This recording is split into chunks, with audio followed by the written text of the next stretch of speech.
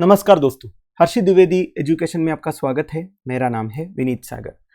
आज हम सबके मन में एक सवाल है कि और एक कोविड-19 वेव इंडिया में आएगा या नहीं। ग्लोबली जिस तरह से कोविड-19 केसेस इंक्रीज हो रहा है वो देखे यही लग रहा है दोस्तों, हमें तैयार रहना पड़ेगा। चाइना में 4 दिन पहले दैट इज दिसंबर 20 को एक ही दिन में 3.14 करोड़ न्यू इन्फेक्शंस रिपोर्ट हुए थे। वैसे एक्सपर्ट्स का कहना यह है चाइना में लोगों के अंदर नेचुरल इम्यूनिटी नहीं है, इस वजह से इतने सारे नए इन्फेक्शंस उधर हो रहा है। चाइना ने पिछले 2 साल से जो जीरो कोविड पॉलिसी फॉलो किया था उस वजह से लोगों के अंदर नेचुरल इम्यूनिटी क्रिएट नहीं हो पाया। मतलब देखिए, चाइना ने क्या सोचा था, कोरोना वायरस का ओरिजिन तो चाइना से हुआ, तो क्यों ना चाइना से कोरोना वायरस को कंप्लीटली एलिमिनेट कर देते हैं। इसके लिए उन्होंने जीरो कोविड पॉलिसी फॉलो किया था। अब जीरो कोविड पॉलिसी मतलब क्या था कि चाइना में कहीं पे भी एक इन्फेक्शन रिपोर्ट होता था ना, उस एरिया को पूरा वो बंद कर देता था। बेसिकली लॉकडाउन इंपोज करता था, लोगों को स्ट्रिक्ट क्वारंटाइन में भेज देता था। और उससे क्या हुआ, लोग ज्यादा इन्फेक्ट नहीं हुए। अब देखिए, वायरस इन्फेक्ट होने से ही आपके शरीर के अंदर इम्यूनिटी क्रिएट होता है। जैसे कि फॉर एग्जाम्पल इंडिया में क्या हुआ था, इंडिया में रीजनेबल रेस्ट्रिक्शंस थे। इस वजह से क्या हुआ, इंडिया में मेजॉरिटी ऑफ पॉपुलेशन किसी ना किसी तरह कोरोना वायरस से इन्फेक्ट हुआ था। उस वजह से इंडियन पॉपुलेशन के अंदर अभी नेचुरल इम्यूनिटी है, वेरास चाइनीज पॉपुलेशन में ये नहीं है। वो ज्यादा एक्सपोज नहीं हुए अलग अलग वेरिएंट्स ऑफ कोरोना वायरस से। तो अभी एकदम जैसे चाइना ने सारे रेस्ट्रिक्शंस को रिलीज किया तो लोग जब बाहर निकलने लगे तो कोरोना वायरस का अलग अलग वेरिएंट से वो इन्फेक्ट हुए। और उसी वजह से अभी चाइना में क्या चल रहा है, एक एक दिन में करोड़ों केस रिपोर्ट हो रहा है। वैसे चाइना में अभी जो कोरोना वायरस का वेरिएंट स्प्रेड हो रहा है वो है Omicron.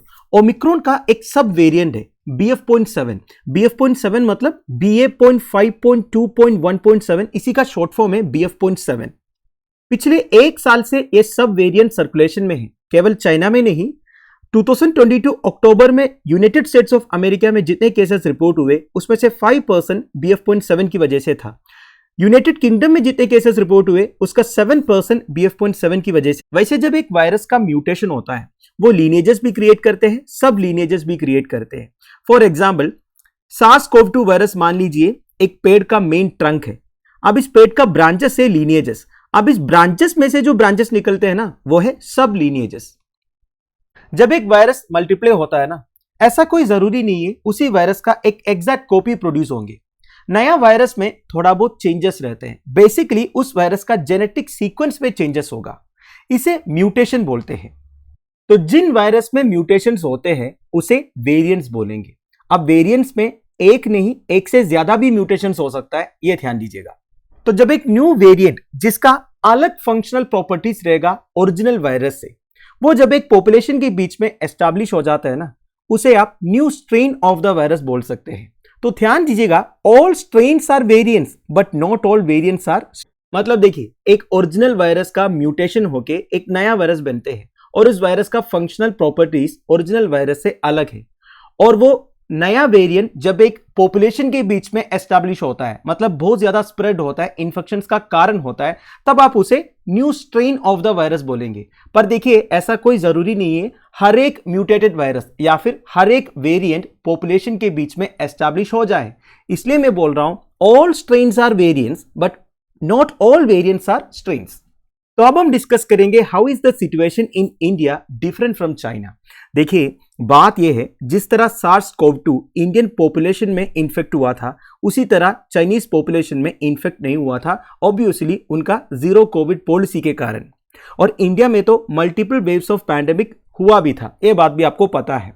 Most Indians corona virus से इन्फेक्ट हुए थे।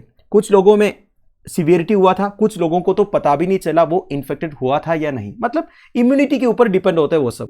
अब इतना ज्यादा इन्फेक्शंस होने के कारण इंडियन पॉपुलेशन के अंदर ऑलरेडी एक नेचुरल इम्यूनिटी क्रिएट हो चुका है।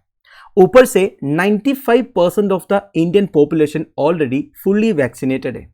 30% of the Indian population booster shots भी ले चुका है। जिन्होंने नहीं लिया है उन्हें भी जाके लेना चाहिए। तो ऐसे सिचुएशन में मान लीजिए इंडिया में एक नया म्यूटेंट रिपोर्ट हो रहा है और पॉपुलेशन में एस्टैब्लिश हो रहा है, पर उतना ज्यादा सीवियरिटी नहीं होगा जैसे पहले आया था।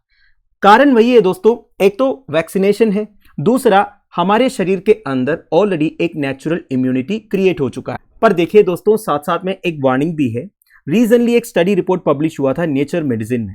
उस रिपोर्ट के थ्रू रिसर्चर्स का कहना यह है, जिन लोगों का कोविड-19 री इन्फेक्शन हुआ है, मतलब एक से ज्यादा बार जिन लोगों का कोविड-19 इन्फेक्शन हुआ है, उन्हें थोड़ा सा ध्यान देना पड़ेगा, क्योंकि रिपोर्ट के हिसाब से जिनका मल्टीपल इन्फेक्शंस ऑलरेडी हुआ है उनका ज्यादा चांसेस है हॉस्पिटलाइज होने का और डेथ होने का भी, इन कंपैरिजन विद जिनका एक ही बार इन्फेक्शन हुआ है या फिर जिनका इन्फेक्शन नहीं हुआ है। इसके अलावा जिन लोगों का मल्टीपल इन्फेक्शंस ऑलरेडी हुआ है ना, उनका डेंजरस कंडीशंस भी हो सकता है दोस्तों। They were 3.5 times more likely to develop lung problems, 3 times more likely to have heart conditions, 1.6 times more likely to have brain changes. समझ रहे हो ना, जिनका मल्टीपल इन्फेक्शंस हुआ है ना, उनका डेंजरस कंडीशंस होने का भी चांसेस ज्यादा है इन कंपैरिजन विद जिनका एक ही बार इन्फेक्शन हुआ है। तो जिन लोगों का मल्टीपल इन्फेक्शन ऑलरेडी हो चुका है कोरोना वायरस का, उनको ज्यादा ध्यान देना पड़ेगा। और अगर इंडिया का प्रेजेंट सिचुएशन की बात करें तो फोर्थ वेव आने का चांसेस तो है, क्योंकि पिछले कुछ दिनों से कोरोना वायरस केसेस ज्यादा रिपोर्ट हो रहा है इंडिया में। प्रेजेंटली 16,500 एक्टिव केसेस है इंडिया में, और पिछले कुछ दिनों से 2,000 से लेके 3,000 नए केसेस रिपोर्ट हो रहा है। वैसे करंट डाटा से हम ये नहीं बता पाएंगे कि इंडिया में फोर्थ वेव ऑफ कोविड-19 आएगा या नहीं आएगा। फिर भी एक्सपर्ट्स का कहना यह है दोस्तों, फोर्थ वेव इंडिया में जून जुलाई तक हिट हो सकता है और फरवरी 2023 तक फोर्थ वेव एकदम पीक तक पहुंच जाएंगे। पर जैसे मैंने आपको पहले बताया, एक्सपर्ट्स का कहना यह भी है, जिस तरह चाइना में इन्फेक्शन हो रहा है या फिर जिस तरह चाइना का सिचुएशन है, उस तरह इंडिया में होने का चांसेस कम।